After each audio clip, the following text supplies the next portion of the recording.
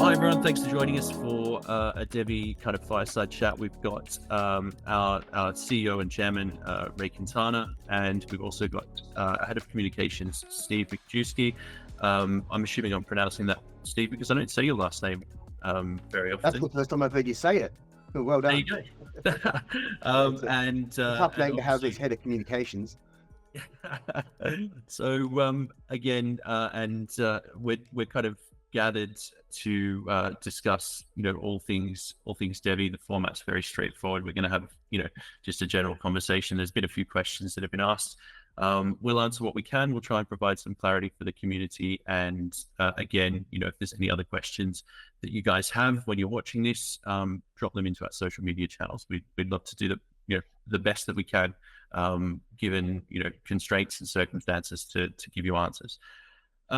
So on that topic, we've got a few business development questions that we've been asked that we'll kick off with. The first one was, when can we expect to see enterprises being onboarded on DevvE? Is that something that you want to field, Ray, or is that something we? Sure, I'm happy to talk to that. Again, you have to remember that our thoughts around the capabilities, what we enable, the IP that we have with the blockchain is a real competitive advantage. The initial enterprises that we've onloaded are projects that we built ourselves. The gaming platform, the ESG platform, the global marketplace, a couple of projects that we actually are cycling through right now that will be mainnet projects that will be consumer facing, that are going to be really big and market changing. So when you're asking that question, part of it is remembering that the normal business model for a layer one blockchain is to basically be the bottom of the food chain. And we're building and executing at the application layer and looking for partners to work with to create industry leading applications, leveraging all our capabilities in the market. So we are going to be working with enterprises and giving them access to shards. We're in discussions with a number of them that are actually part of the innovation shard.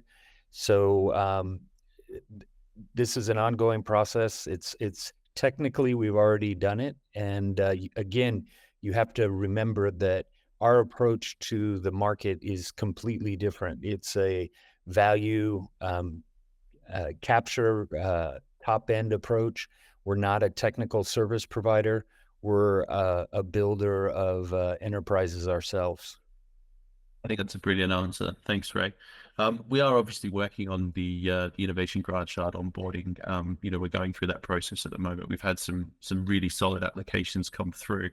When we can talk about that, when those projects start work, obviously we will share, what we can. Some of them are not going to want to share that competitive advantage, obviously, because that's a big part of working with our technology. It's going to allow them effectively to, leapfrog any competitors and deliver solutions in a way that that others can't. So some will demand mutual NDAs, I'm sure, and others have already expressed an interest in kind of holding their cards close to their chests. We will do what we can. I think is the best way to sum that up. Is that fair? Absolutely. Okay, so we've also been asked about niches, and again, I think you've covered this in the question before, because as you said, we're a value driven kind of enterprise and an ecosystem that sort of we've tried to explain, and maybe we haven't done a good job, but we are about kind of layering that value. We're providing the value for businesses, for their customers, for all of the users of blockchain technology. It's not necessarily the traditional crypto play where people are looking at payment rails as an example. We saw obviously Bitcoin being incredibly successful as a a proof of concept in in the store of value kind of sense. But Ethereum with smart contracts, we are not targeting niches, and I think the reason for that we can kind of share is that whole value piece. Have you got any kind of thoughts on that, Ray? Or are we potentially, obviously ESG is one of the niches we're looking at, but we offer value everywhere. Yeah, absolutely. And when I think of niche, my answer to that question would be no, exactly as you said. But if you pull back to the 10,000 foot view, there are areas of real impact that we're going to be putting kind of foundational Web3 infrastructure and the DevvE business utility on top of it. And you talked about payments, but just the financial infrastructure enabling the bottom up engagement, financial inclusion, and even the top down where we're working with countries to give them access to capital markets. Again, without going into too much detail, that's kind of the top down of the marketplace as well as the bottom up. The infrastructure to, again, enable the next generation of applications to build on our Web3 infrastructure, and again, the business utility of DevvE for digital healthcare. That's another area. Education, the ESG, as you mentioned, which overlaps every industry as well. So again, we're not niche players. We're transitioning Web2 to Web3. That's part of our vision, and we have the technical capabilities to do it. And we're looking to make the tokenized assets, or the digital assets that we have, institutional asset classes. So basically opening it up outside of the crypto cocoon, the rest of the marketplace. And that's our vision. That's what we're looking to do. That's crypto cocoon. That's a hard phrase. I'm not sure that's going to catch on, but I get it. I think I'd like to couple in on what Ray said there with when it comes to my perspective on businesses approaching the Web3 space. There's sort of two distinct tangents we can look at. We can look at traditional businesses and their standard Web2 models, and how we can apply DevvE and our blockchain technology just to simply reduce their costs. So rather than, we've got one section of the business looking sort of towards the past and how we can make things more efficient. And then, money service providers are a great example of how, if we can get the cost of sending money overseas down to nothing, the competitive advantage that platform A has over platform B is going to be massive. Then you've also, like sort of Ray mentioned, you've got the forward-looking Web3 applications, which takes all of these functionalities that we provide and just puts it on steroids and really pushes the business forward in new, innovative ways. Sort of two different distinct variants there. I think you've touched on something really, really interesting there as well. And this is something that we, obviously we talk about value, we talk about, driving that value, but that value, part of that value is, as you said, in, reduced costs. And that's across every industry. There are applications already, and there are projects and businesses kind of targeting blockchain for things like supply chain, for, manufacturing, for, all of these kind of, as Ray's kind of mentioned, some of the examples, healthcare, et cetera, but the costs to deliver those services and for these businesses to fulfill, across their entire customer base puts pressure on the customers themselves, and the savings can be felt both from a business point of view and from a trickle down point of view. So the value is not just in terms of,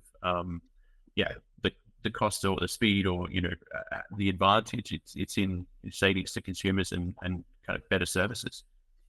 Well, and actually, so the one thing that I would want to insert there, you mentioned logistics, supply chain, you mentioned blockchain in the same word there, or the same phrase.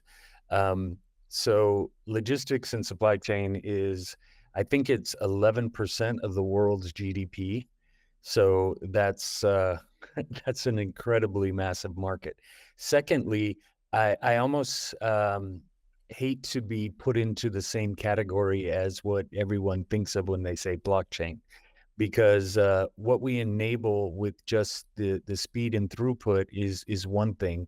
The fact that we enable fraud, theft, and loss, that's something that nobody else is able to do. We have patents over privacy, regulatory compliance, cross-jurisdictional compliance, all of which are incredibly important when you're transferring goods across jurisdictional areas.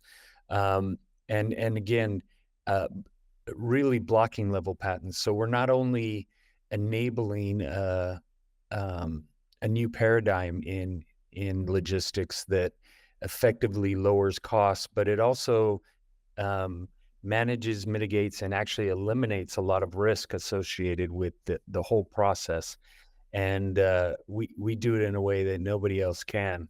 And so again, really exciting domain to be talking about, in addition to the other things we talked about. And when you think of it in terms of what blockchain can do, that just scratches the surface in terms of what we can actually do, and especially again with our sharding capabilities, where one of the things they found early when they tried to do logistics with blockchain was that if you, a lot of times people didn't want people to see their information, their suppliers. Right. Public and private layers. Yeah, exactly. And then if you had a private network, they found out that private networks aren't private. So the people on those networks have visibility into people's information, or else there is a center, a point of failure that could again put everything in jeopardy. Whereas we can hand, for example, the three of us here, each of us could have our own private shard as where we could interact and have a fourth shard that would be for cross collaboration, and that would enable the whole process to move through seamlessly, with us only sharing the information we need to share at the time we need to share it. And it's again a completely new paradigm that delivers on the vision of what everybody thought you could do with blockchain at the beginning. And you have an immutable record. You can cross. You could immediately transfer liabilities. You can execute legal contracts, all in a way that's again not only with the immutable record and the plans laid out before and after, but also because of all that, you can also automate it. And the automation also takes out a huge amount of costs and time efficiencies as well. So that's a really exciting area for us. And we actually have one big partner that we're in discussions with that has one of our shards that they're working with that is has their own innovation in the logistics space that we're trying to put the logistics innovation squared with their technology and ours. So again, really exciting domain. And I think we need to figure out a new word for us besides blockchain. There were, I was literally trying to count on my fingers. There were probably 5 or 6 things that you mentioned there, and each one of them just, mind-blowing potential and opportunities. So I think we've covered the niche question really, really clearly. One of the things I loved actually about the event in Paris was conversations that we would have when people would say, I'm having a problem with this, or whatever. It was literally we can do that, or we can support that. I don't think there was a single time that we were approached where someone said, oh, we're finding issues that we can't solve with one of the major chains, or this is a problem that we've got that we weren't able to say, well, we can do that now. Like that's so incredibly exciting.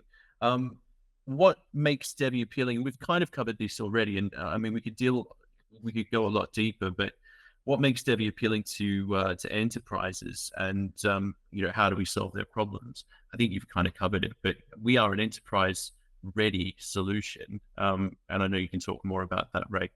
Well, actually, I would hit two things right off the top. The sharding we discussed already, being able to basically have their own blockchain that they can then collaborate with others. But another one is probably even more so important, is the integration through simple RESTful APIs. They don't have to teach people how to program in blockchain. They don't have to change their legacy systems. They can basically connect to us and start taking the benefits of Web3 seamlessly, and that's huge. And so I think all the other attributes and benefits and patents and things we bring to the table are all amazing. But the fact that they can, just basically plug and play is really exciting. I mean, And that's also on that front there, the auditability and the cost of doing that, considering other blockchain solutions, is one of the big four accounting firms going to be running an Ethereum node to validate the transactional data on there. That's not going to happen. But with those RESTful APIs, you can plug straight in and within seconds generate a report that accesses all the data you need, and in the private manner that we're referring to earlier. Yeah, That's and when I'm sorry, go ahead, Devin. No, I was going to say that's a really good point, because it's not just about a business solution; it's about all of the business solutions and enabling people to do business in the way they want to do business. That was the biggest problem with the first wave of blockchain, right? We there were so many barriers in front of it, not just knowledge barriers, but use barriers, integration barriers, and resource barriers. We can plug into all of the legacy systems, and it's just that simple. I know it sounds ridiculous, but that's our kind of market advantage.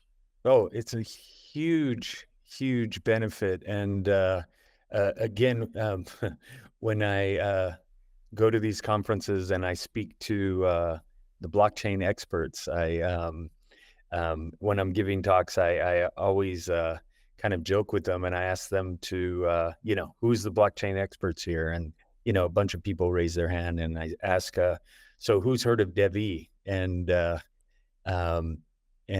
some of them raise their hand, and I tell them, well, if you didn't raise your hand for both, then you're not a blockchain expert.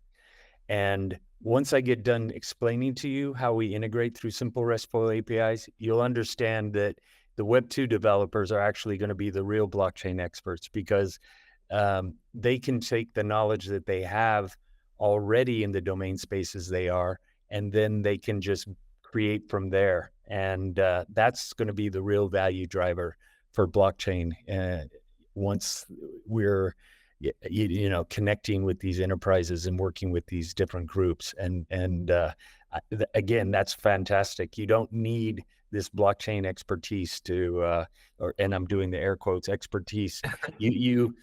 What you do is, we're giving the experts in these domains new tools and new capabilities, and they can create new business models and new use cases. And that's the exciting part. Yeah, absolutely. So that plays into a lot of the questions that our community have been asking about who is building on DevvE. And really that question itself doesn't quite make sense, because you don't need to build on DevvE. You just build whatever you have, whatever tools you're comfortable with, and then come in and use the developer-friendly plugins to become a Web3 application straight away. So who is building on DevvE? Everyone is building on DevvE. Exactly. And we touched again, Steve, you kind of brought up a real world example of plugging into a piece of software to generate a report. I mean, that's not your core business, but the more we kind of share examples or show examples of these types of real world integrations, everyone thinks of kind of blockchain in a very linear kind of fashion. They're sort of product, input, output, and value, right? We're thinking about all of those things. So by enabling business and giving them the ability to utilize the kind of Web3 space and Web3 technologies, we're not only giving them the ability to generate value at that point, but all of these additional and peripheral pieces of their business become supercharged as well. So it's everything from access to data through to enabling HR and other areas that are probably less important than maybe if you're looking at sales and your profit, or you're looking at share price, or you're looking at other things. All of these things are integral to having this market advantage, or being able to leverage this system in the ways that make sense to you, not in the ways that you're being told to use it. So the next thing is obviously a little bit of a tricky one. They want to know, do we have any government institutions, or are we working with any government partners? We've had this conversation so many times, and the reason I'm smiling is the answer to that is kind of difficult. We can absolutely say that we are working with, or we are in conversations with several partners at that level. Can we name them? Absolutely not. I mean, there are so many reasons why we can't. Some of them. Silence is deafening, Davin. So yeah, you're absolutely right. Why don't I take a little bit of a crack at that? So please, Ray, because I would love to nip that one in the bud. Yeah. So we are having discussions at the sovereign state level. A lot of them, well, the majority of them are actually to solve single big problems that they have, that we enable with our infrastructure and again the coin utility to solve. I really don't want to go into those use cases and what it is we're doing at this point, because again, we're having those conversations in private with the different entities, countries. But I can tell you they're in 3 different continents. And each one, and this is funny, each one is different. So each one of these use cases can actually be replicated across a number of different other countries. And so that's really interesting. And the scale and the scope of them is also. Then also within the context of sovereign states, and I can mention this directly. Again, we were at Paris Blockchain Week, and the head of digital transformation, the minister of digital transformation for France, was on the stage talking about wanting to make Paris a Web3 hub, and wanting to bring in, the talent to drive and create this hub. And our conversation with them is pretty straightforward. We can create that hub without you having to create, new talent. With all the Web2 developers and capabilities you have, we can make any place we're located into a Web3 hub directly. And so again, that's really interesting. And then the last piece is we're actually part of the Digi Foundry, which is a DAO. It's the U.S. government's DAO, and they have a number of use case areas that they're looking for solutions. And so we're working directly with them and the different stakeholders in the government to provide those solutions. This is a new development, so we're just starting to move things along, but it's a way for us to, again, directly illustrate our capabilities and the ease of use in being able to solve these problems that they have brought front and center, and get direct access to the U.S. government at the highest levels. Guys, I mean, that again, I didn't think you were going to share anywhere near as much as that, Ray. So just mark this piece in the video and watch that piece again. The other thing that I wanted to highlight is that it's a highly competitive space, right? I mean, business and any kind of company that is dealing with the types of issues and problems that we're capable of solving. Obviously we have competitors at different levels. I'm not going to sort of position us around the kind of L1 blockchain space as competitors, but we have advantages across a number of different areas that make us very compelling when you're talking to, states, enterprises, and kind of organizations. Obviously, it's not in our best interests to, disclose why we're doing what we're doing or how we're doing what we're doing. And I know that, we do have these conversations a lot. It is counterintuitive in the crypto space that we're not literally just shouting from the rooftops about these kind of amazing things. And I know that a lot of our, supporters and token holders would love us to, to be able to share all of this. But the reality is we're building a business that's, going to be multi-generational. If we can achieve half of our vision, and, we're on track to be, definitely kind of pushing the envelope in a number of different areas, for us to succeed and benefit everybody, we have to be able to do business in the way that makes sense for all of these kind of Web2 enterprises and all of the advantages that we can leverage and share with them. So please stop asking us for, please stop asking us for, insider information or things that, where we recognize the importance of sharing. We're going to be as transparent as we can. But please, when we say that we can't talk or share, just take us at our word, because we do want to. I mean, it's in our best interest, right? But we just can't. What we can say is, what do you think is the best effective resource allocation? Hearing Ray say what he just said and the conversations that he's having, would you rather him come into the Telegram to pump up the price, or be speaking with those kind of institutions? So choice is yours. Very good answer, Steve. I know Ray would rather be in Telegram chats all day long. Sure. All day. Yeah, across all the time zones. That would be my favorite. That would be my best day. And one other thing to remember, again, and we mentioned this earlier, is the business development we're doing isn't, again, trying to sell or pay people to build on our blockchain. We're building what we are looking to build is category leaders with top partners, including governments, or solutions for governments that fit in that category. So it isn't the same type of engagement, corporate process, or communication process. The communication cycle is completely different for those types of business models. And if it was just technical service provider at the bottom level, it would be a lot easier to communicate what we're doing and who we're working with.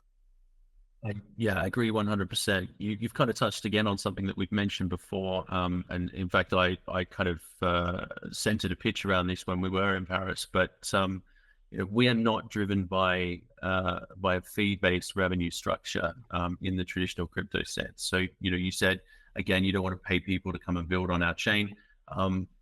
Traditionally, and I hate the word traditionally, because, crypto obviously hasn't been around long enough to be traditional. But what we know of, the approach in the space, it has been, obviously some projects moving out into, enterprise solutions. We had Ripple obviously going directly after banks. We had, early kind of promise with Hyperledger, and obviously that was, an unwieldy solution. What we're doing is kind of changing that paradigm again. All of these sort of layer ones that we see at the moment in the crypto space, kind of working to that mass adoption layer of, we want to pay people, incentivize people, build your, and again, not belittling any of these projects. Some of them are incredibly innovative, right? But, build your solutions on our chain, bring all of those users there, and then, our revenue model exists on a fee-based structure. We get a percentage of the gas, we get a percentage of the users, we get, it's fractional, but it's how they make money. Our model is again, back to that value exchange. Of course we're going to make money, right? We have a foundation that's going to generate, value across all of those, an association that's going to generate value across all of those, kind of, impact asset and ESG areas.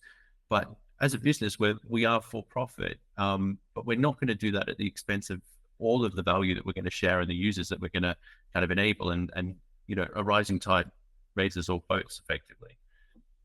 Exactly. A good way Okay, well, a good way to surmise that would be that we know that we have something of value that other people are going to want. So we don't want to give it away for free. again, Steve, I'm going to employ you as a translator. Thank you. The last thing, and this is an open question, and it's a bit of a softball for you, Ray. What are you excited about in the next 3 to 6 months? And this could be anything from the next World Series to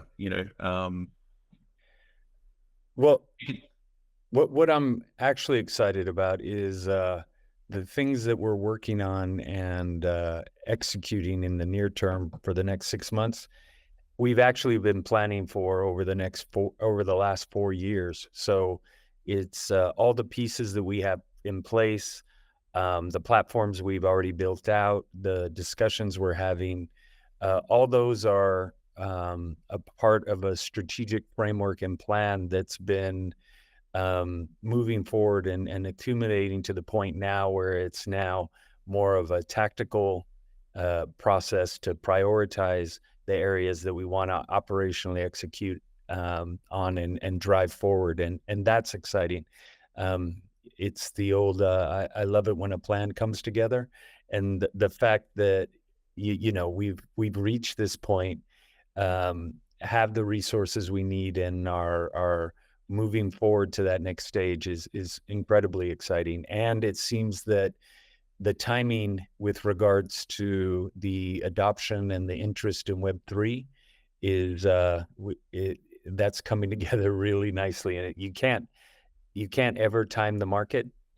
So I can't take any credit at all for any of that. But the fact that we're lining up is just makes it doubly so exciting. So yeah, that sounds simple, but it's a lot of work, and the opportunity scope that it enables and that we're sitting on now is really tremendous. It's hard to communicate, all the nuance and the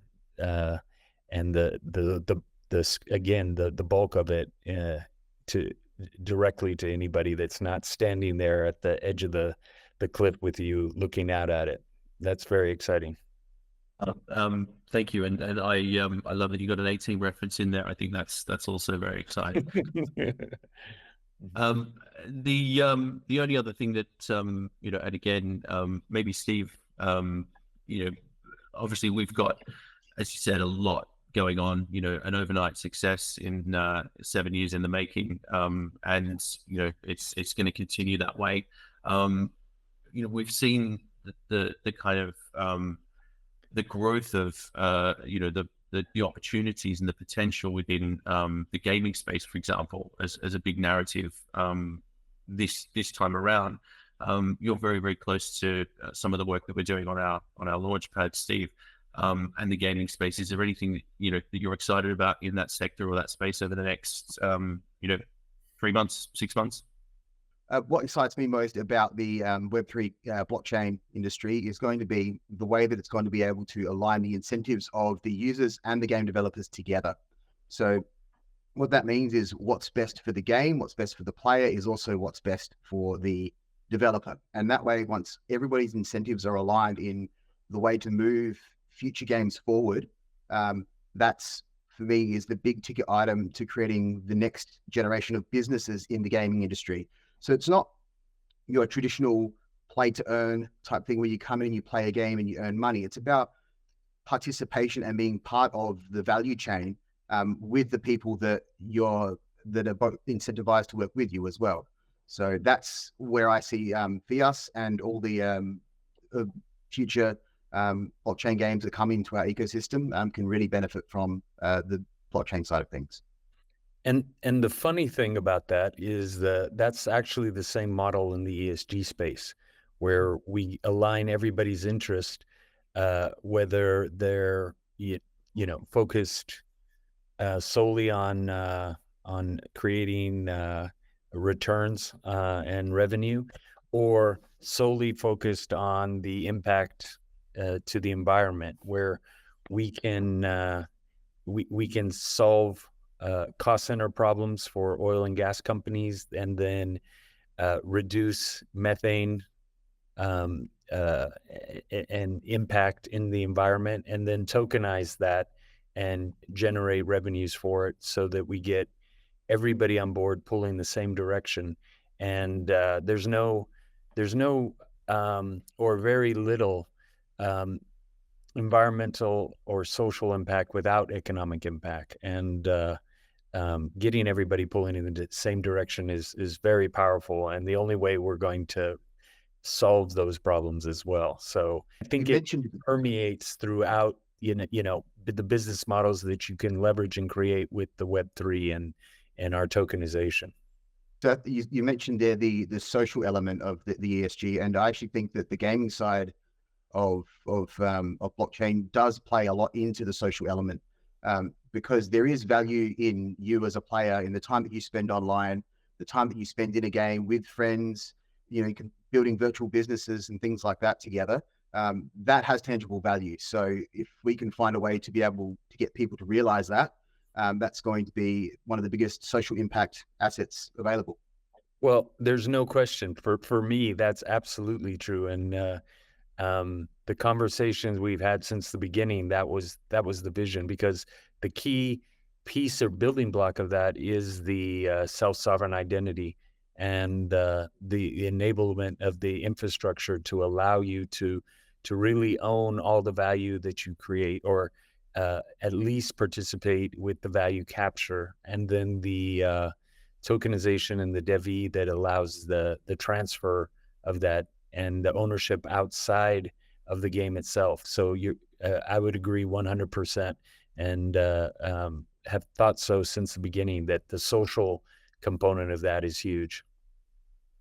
Couldn't agree more. I was just going to say that, moving back to the ESG side, we had a very, very interesting conversation with, I would have to say not a skeptic, but someone that was kind of worn out by the argument around, impact assets, ESG investment, and its force for good within about 5 minutes. And I'm not going to name names, but this person had worked on kind of both sides, was a passionate advocate for the environment. I know that you remember the conversation, Ray. She was working for the ministry, and we, or you personally, within sort of 3 to 5 minute conversation, had completely changed her way of thinking just around the alignment of value, to the point where she was then kind of reaching out to invite us to attend conferences and speak on that, because it just made sense to her. You could see the light bulb and the moment where she was like, I really don't like oil and gas companies, or I really don't like these people who I see as the problem. But if we can align all of those values, then maybe that actually starts to make sense. And I just loved the way that conversation, which I thought was going to be quite hostile, turned into a very, very warm goodbye, and a very kind of promise of again invitations to events and speaking opportunities. Well done. Thank you. And again, I can't take the credit for that. It's what all of us have created here and enabled. And a big part of what we need to do now is get it communicated into the marketplace, so that we can channel the energies and focus of people like the individual you're talking about. And again, the compounding value as we bring more people onto the platform is going to be tremendous. I agree. Okay, so again, moving things forward in the conversation a little bit, we've had some questions around blockchain development, and this is something that, again, we kind of have to stress. It is a part of what we're doing here, but it's not in the same way that people kind of expect technical updates and things from other layer ones. And this is, again, a bit of a kind of recent tradition in the blockchain space. Everything is open, transparent. We're moving through these kind of technical development phases. We've expressed again, and depending on how you watch this, in which order you kind of view the content, that's not our business, and that's not what we're doing. Blockchain is integral to how we provide the services that we provide and the value that we create. But we're not going to provide that kind of technical level, overview and development of our technology and of our secret sauce. But I'm more than happy to, clarify. The blockchain is live. It's operational. It's live. We are literally going through the process of onboarding organizations and startups through the innovation grant shard. Ray, you've mentioned multiple examples that have, obviously we built on it to start with. But we do have other partners that are kind of working, on that technology. I think the question really is about what people can touch and look and feel. And I know that, Tom's tried to address this, on his side around blockchain explorers and things like that. Do either of you have anything to talk about on the blockchain side that you think will add clarity for people who are desperate to kind of look, see, touch, and feel our technology, because that then makes it real? Well, I have an advantage, of course, of being here early. So we, I believe it was about 4 years ago, we were at CES and we had a booth and we set up the game. And at that time, the game was just something we had put together to stress test the system. It's not easy to stress test 8 million transactions per second. Visa does 35,000. They may say they do more, but their technical team has told me definitively that they do 35,000. And we put the blockchain up next to the game, and people could play it and see the blockchain being built in real time with immediate settlement. We were able to explain to them, when you hit that button and do any move or whatever you're doing in the game, how the messaging is going out, how the consensus is being done, how the block is being checked off on, how we could decide how much of the consensus was required, what level of security, and then the block was put in place. So you could literally watch the game being played in real time in the context of what looked like a Web 2 game, and at the same time see the blockchain being built right next to it. And it was really amazing to see that. So now, without actually having that side screen with the blockchain, being developed or built out in real time, anytime you go and play Litcraft, that's exactly what's doing.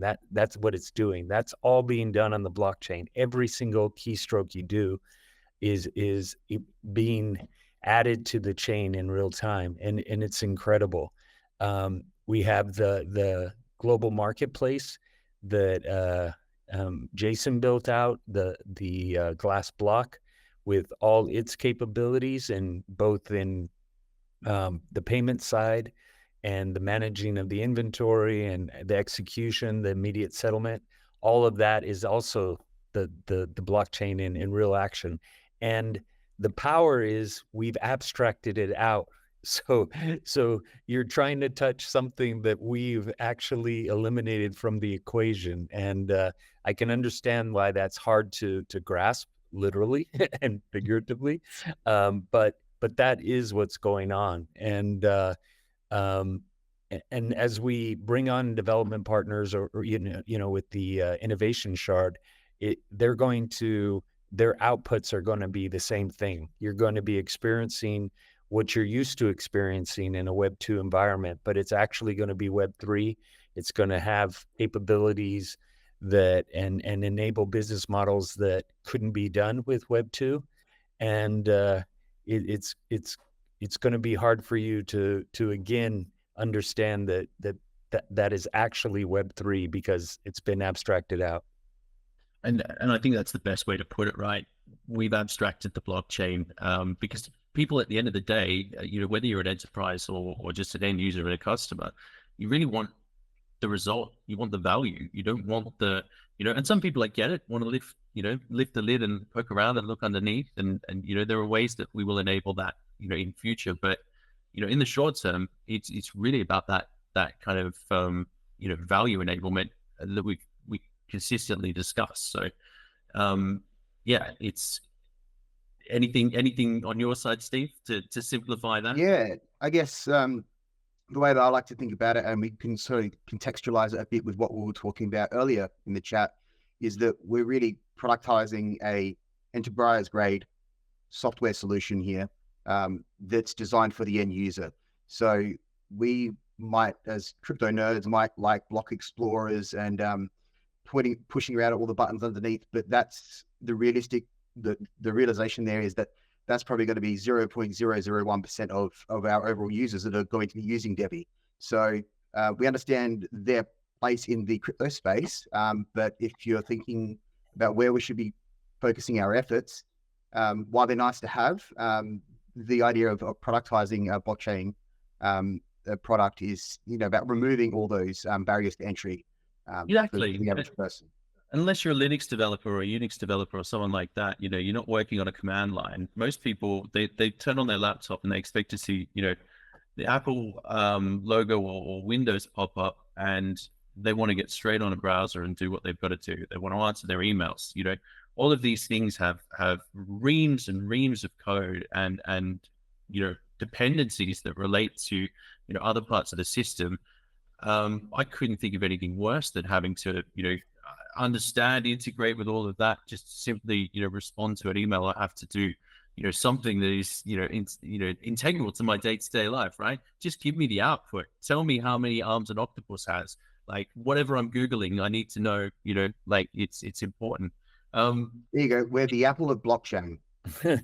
Well, and actually it's even a higher level than that. What you're talking about is much deeper into the weeds. It's more like in my mind, having a mobile phone and wanting to see the wires where they connect to the headset, to the phone, to the jack connecting into the wall. It doesn't exist. It's not there, and they want to see it. And but again, at the end of the day, you don't care about that in the sense that when you hit dial, the fact that there's someone at the other end. Yeah, that's the important part. But now you not only get a phone, you get all these applications on your phone, and that completely changes the paradigm of what it means to have a phone. And that's exactly what we're talking about here. One of the questions we're never going to be able to get away from, I think, is going to be the token migration question. And, it is a valid question. People want to know why we don't have, DevvE on, our native chain. It's a big conversation, but maybe we could summarize. Ray, is there anything that, you wanted to, from a top level, just kind of explain our rationale behind obviously the ERC20 listing, and then why there's no dedicated timeline for that migration initially? Yeah, so it's simple. The ERC20 was done so that we could manage and be on the exchanges. They couldn't handle our network. Again, it's like plugging in. I always say tying a wagon to a rocket. So there was that issue, and the reason for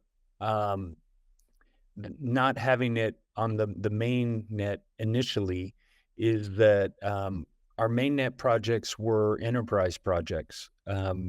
They're the ones we've been talking about, and what we envisioned was a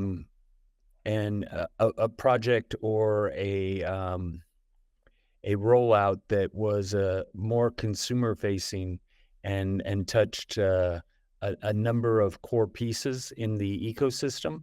That would be where we did the initial mainnet launch of the coin, and that's something that is very near term for us to be rolling out. And again, something that I can't go into more detail because it involves a number of partners and across regulatory jurisdictions as well. and it's going to be very impactful on a very large scale.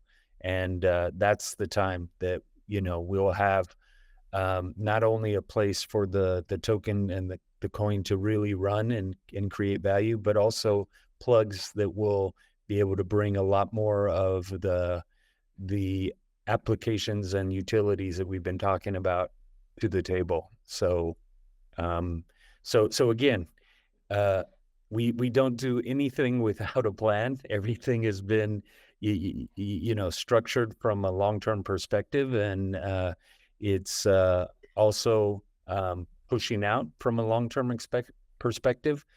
This isn't an overnight thing. We're not just trying to put some coins out and then cash them in and then go to the islands and hang out. We're building something that we want to be creating value and be here long after we're gone. And so we're doing our best to do it the right way, or at least the best way we can do it, and create value for everybody, especially the people that have been with us early and from the beginning, and have continued to be with us and trust us and what we're building here.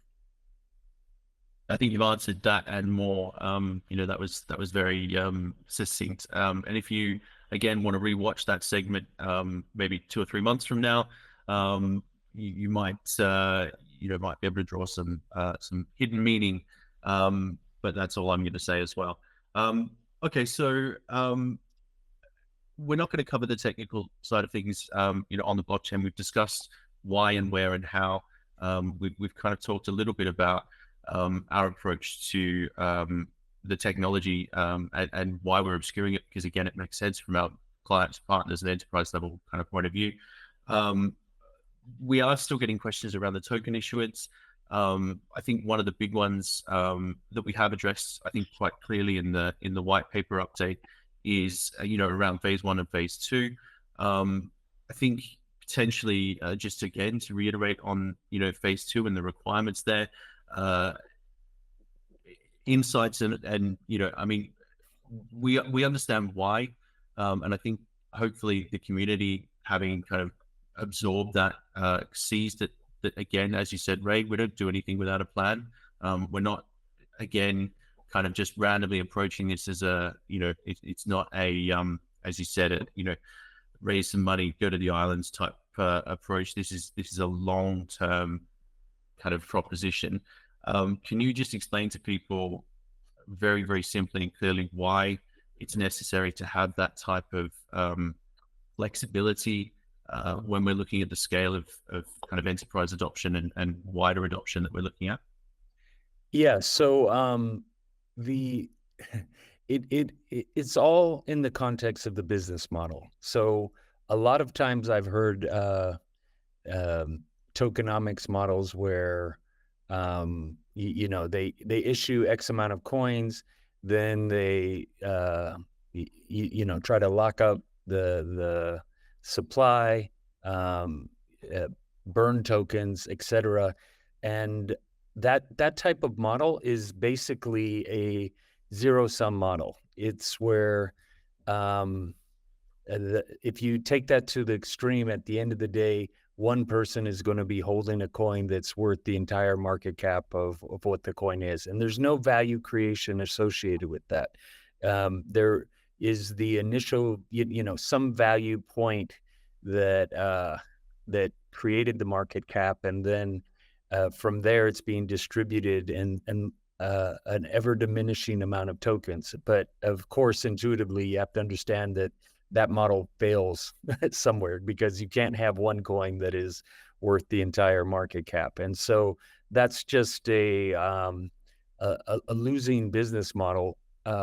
For at some point, there's an inflection point where it, the value collapses, and that's not at all what we're doing. So our model is more of the standard business value creation, where the tokens are actually, you can think of them as fuel that drives the growth of the whole project, or the enterprise ecosystem that we're building. And again, that value can be compounding, and which is, you keep hearing me saying it because it's so powerful and it's embedded in our business model and how we approach things. And it's also kind of stupid to create a value engine and not feed it as much as you can. So the whole process, though, you can, there's a balance in terms of how much you can actually run through the engine. And so when we're not giving exact specifics in terms of timing or amounts, it's because we on the one hand don't want to be locked into, well, you said this and it said that, because we don't know what the exact specifics would be in terms of optimizing that value creation. And so the whole model is exciting because we really are positioned to not only initiate and that growth and allow the people that have participated to really capture a lot of the upside, but to continue to drive that growth into what we look as a global opportunity and a multidimensional opportunity. So we really need those resources at hand if we're going to really create and capture the value that we think we can with all the work we've done to this point. Good answer. And I think to continue or extend that engine metaphor, without that resource, you're throttling the engine, and that doesn't benefit anybody, right? We need that to grow and enable the value across the entire ecosystem. And if rightly people recognize an opportunity where there's a supply deficit or there's an increase in demand, it's unlikely that they're going to kind of freely relinquish the mechanism to enable that throughput. They would naturally, I'm assuming, want to drive that demand to a higher point, which would then increase the inflation, and unfortunately those kind of blockers prevent the growth that we're trying to achieve, which drives that value for everybody. So I think that's a really good metaphor, Ray. Okay, so moving on really quickly, we've covered the token issuance, we've covered phase 2. There's lots of details there in the white paper that you guys can read, and I would very strongly encourage you guys to read it. We've put a lot of effort in there to kind of explain as much as we can. One of the questions that you have addressed already, Ray, and I think we do have to mention and then move quickly on from. There are lots of questions about the exchange. I just want to kind of explain to people that obviously it's hugely important. Obviously, it is something that we are working on. We cannot discuss a lot of the details for a variety of reasons that we've already discussed tonight. But if there's anything that we can kind of give to people, we are incredibly optimistic about what's happening. We're working very, very hard to deliver. One comment and move on. What can we say to people who are just constantly asking us, for details and when exchanged and all of that? I can neither confirm or deny the existence of a plan for an exchange. Excellent. Okay, I think that's probably a good soundbite. Okay, so moving swiftly on to staking, and this is something that is pretty exciting because it is imminent. We actually have a test that we're going to be going through tomorrow, just to kind of look at dotting the I's and crossing the T's. Depending on when you watch this video, that probably happened, and you're probably looking at the staking platform right now, hopefully. However, I want to cover off just a few of the key points, and Steve is obviously very, very plugged into that, and maybe we can just sum up the benefits and why our staking platform is unique, Steve, because it really, really is.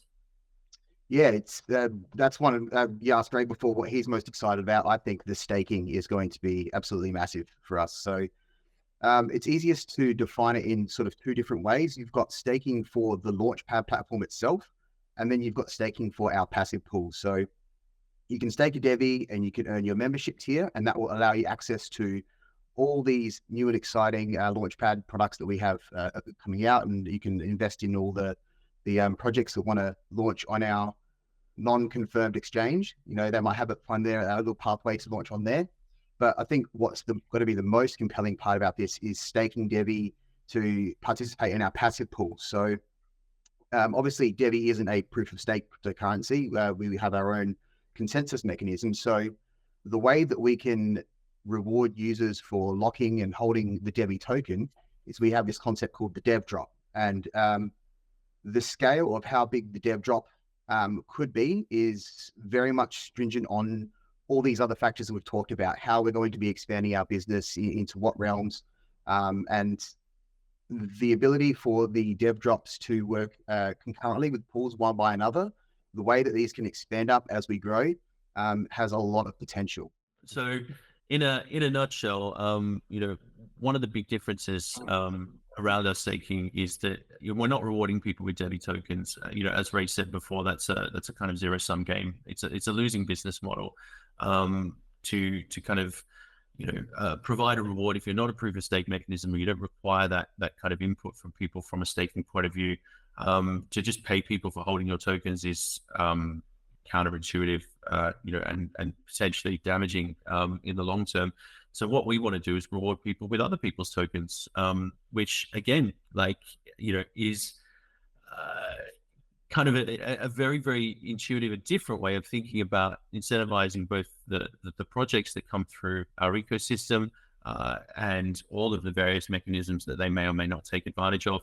But more importantly, incentivizing and creating opportunities for those who participate with the token to derive greater utility, to derive greater value, and to potentially, derive greater rewards. So I think, check out the documents, as Steve said, draw your own conclusions, and we are very, very excited about the imminent launch of both the staking and the Launchpad platform. Is there anything that you would like to add, Ray, on the institutional staking side? Because that is a big component for the Forever Association, the Forever Fund, the Evergreen Fund, sorry, and the kind of life cycle that we've kind of described in terms of the value of institutional staking investing. Yes, and I am happy that you mentioned that, because I think it's important that we again describe that whole process, and also again understand that this is something we've been putting together for a long time. It's been part of our strategic planning for a number of reasons.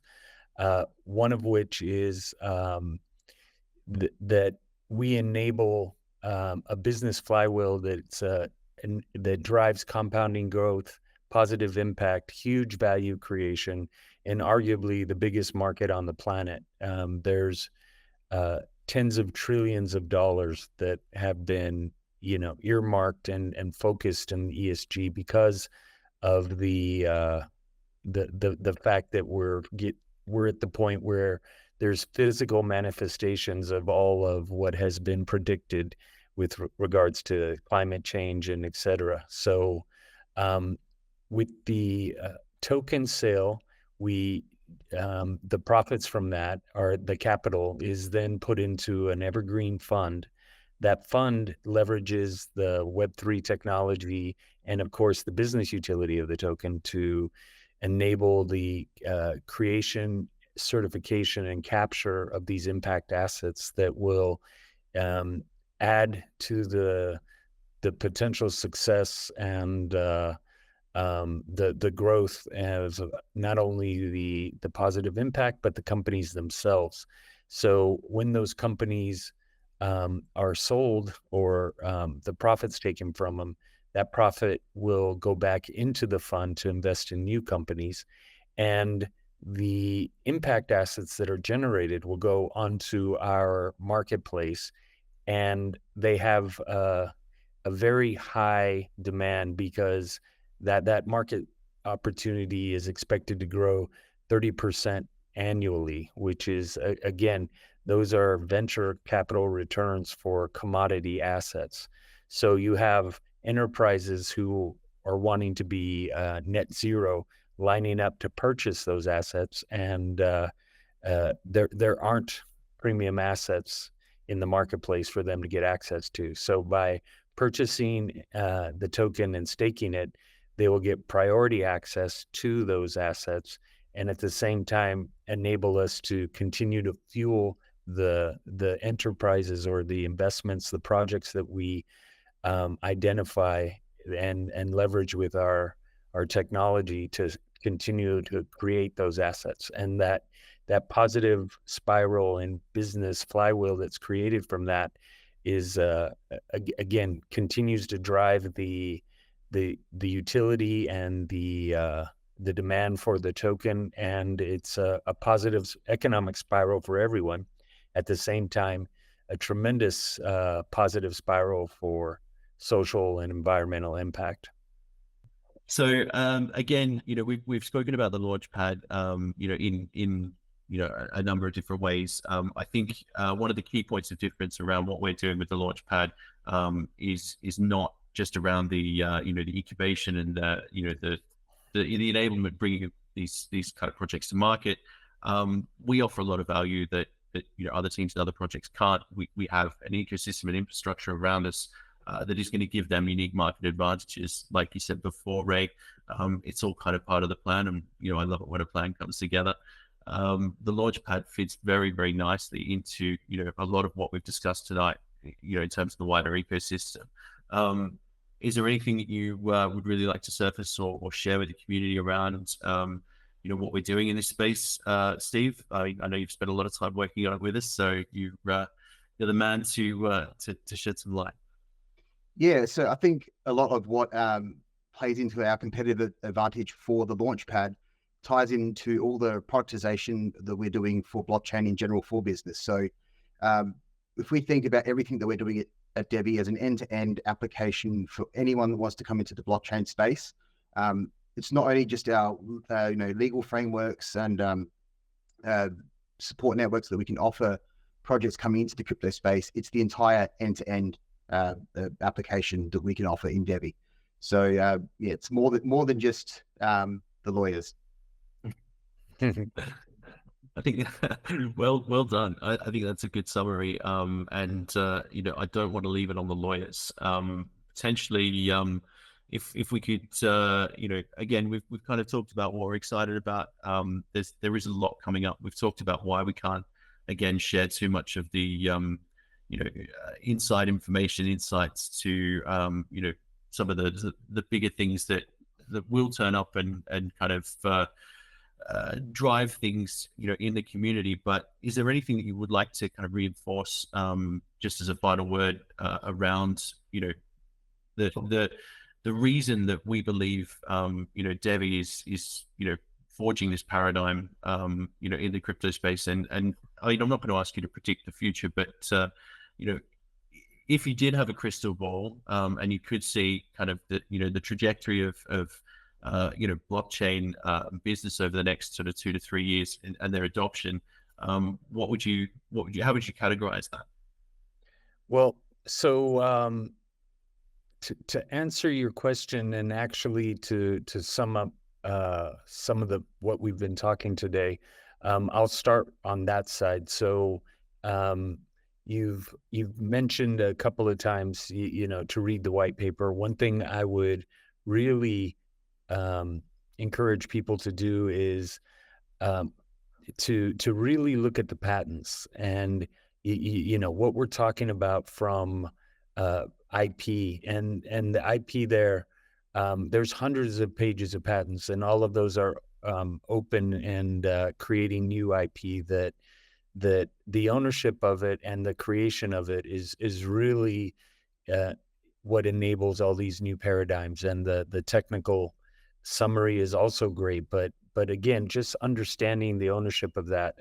When we first filed a number of them, they came back with no prior art, and we were shocked. No one thought to build a blockchain that worked within regulatory structures or enabled privacy or fraud, theft, and loss, and all self-sovereign identity, all these different aspects that are just each one kind of individually is a potentially blocking level patent that creates tremendous value. And to actually have all of these in aggregate is really tremendous.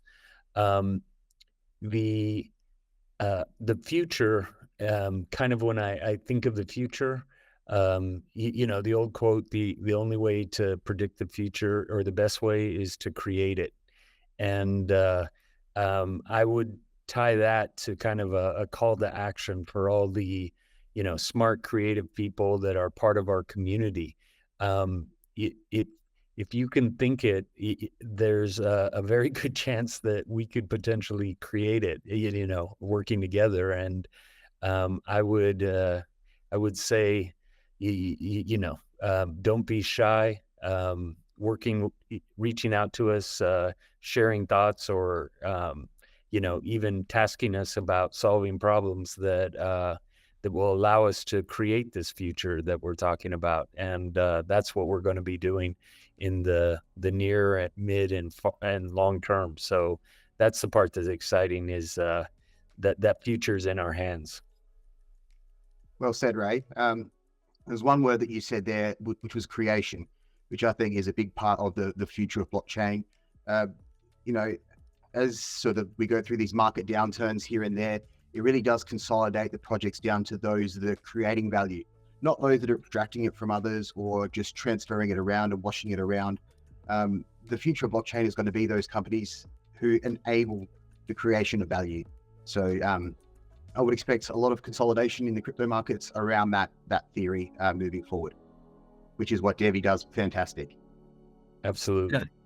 I couldn't agree more, and it's impossible for me to add more to that. I think you've both done a great job of summarizing the opportunity, the potential, what we're working towards. I'm hoping that for anyone watching this, that it's given you some clarity, that you've been able to understand maybe a little bit more around what we are, who we are kind of trying to work with, the problems that we're trying to solve.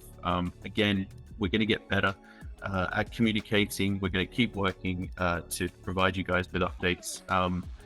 We are working very, very hard to fulfill all of our promises, and we are incredibly, I know I speak on behalf of the rest of the team, we are very excited about what the future holds. So thanks for watching, thanks for being a part of it, and we will see you very, very soon.